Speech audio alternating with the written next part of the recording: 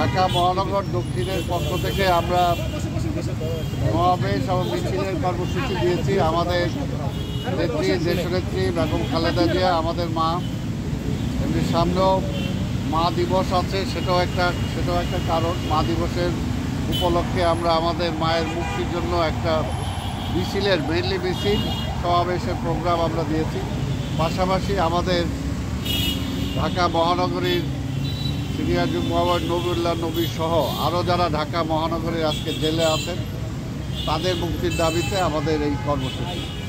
এবং এই কর্মসূচি আমরা এর আগেই একবার ঘোষণা দিয়েছিলাম।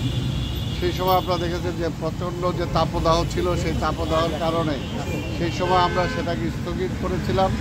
সেই কর্মসূচিটাই আগামীকালকে আমরা যথারীতিভাবে পুলিশ কর্তৃপক্ষকে আমরা চিঠি দিয়ে সেটা জানাই এবং সেটার ভিত্তিতেই তারা আমাদের সাথে কথা বলতে চায়।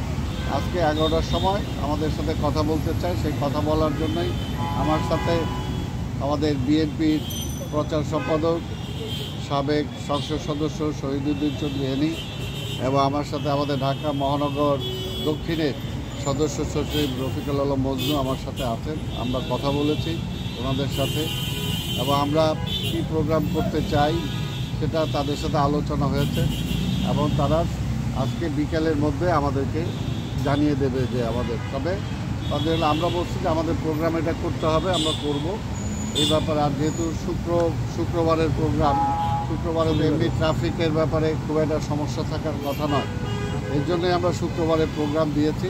সেই বিষয়টা আমরা আলোচনা করেছি। আর পাশাপাশি এগুলো আলোচনা করতে যে কিছু আলোচনা তো আসছেই, যেটা স্বাভাবিক। যে 28শে অক্টোবরের যে ঘটনা ঘটলো, আমরা বলছি যেটা একটা কমপ্লিটলি একটা শান্তিপূর্ণ মহাসমাবেশকে পণ্ড করার জন্য যেভাবে সেদিন আক্রমণ করা হয়েছে, এটা আমরা কোনোভাবে আশা করি নাই এবং সেটা আমরা বলেছি যে সেইটাকে পণ্ড করার জন্য বরং আজকে সরকারি দল আওয়ামী লীগের পক্ষ থেকে তাদের একটা প্ররোচনা ছিল এবং তারাই আমাদের সমাবেশটাকে পণ্ড করার জন্য সেটা করেছে। আমরা এটা অবশ্যই বলেছি এবং আমাদের এর মধ্যে যে সমস্ত আন্দোলন করতে যে আমাদের যে ভূমিকা ছিল, আমরা কতটুকু চেষ্টা করি। যেমন স্বাভাবিকভাবে এই পর্যন্ত আমাদের যত সভা সমাবেশ করেছে, শত সমাবেশ আমরা করেছি। কোনোদিন তো এখানে বাংলাদেশের প্রধান বিচারপতির এখানে বাসভবন আছে, কোনোদিন তো আমরা পার হয়ে পার্কে চলে গেছে আমাদের লোকজন, কখনো তো এরকম ঘটনা ঘটে নাই।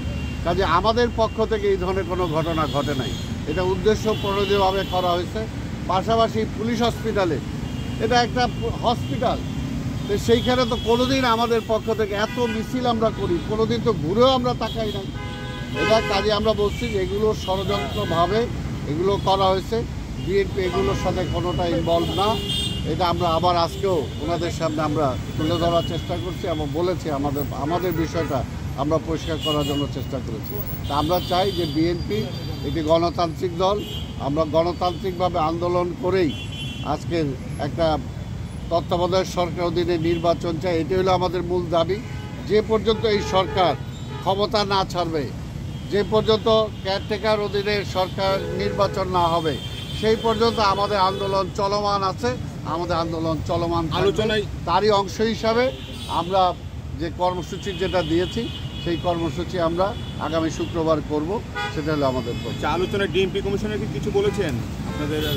ওনারা শুনেছেন, ওনারা বলছেন যে ঠিক আছে আপনাদের কর্মসূচিতে আপনারা করতেই পারেন, করবেন। এই বিষয়ে আমরা নিজেরা ইন্টারনালি কথা বলে আজকে সন্ধ্যা বিকালের মধ্যে আপনাদেরকে আমরা জানিয়ে দেবো। জায়গার বিষয়ে কোনটা বলেছেন? আমরা আমাদের পার্টি অফিসের সামনে। তারা কি এটাতে একমত হয়েছে? আমরা তো বলছি, এটাতে দ্বিমত হওয়ার তো কোনো কারণ নাই। এবং শনিবার যুবদলের একটি নির্ধারিত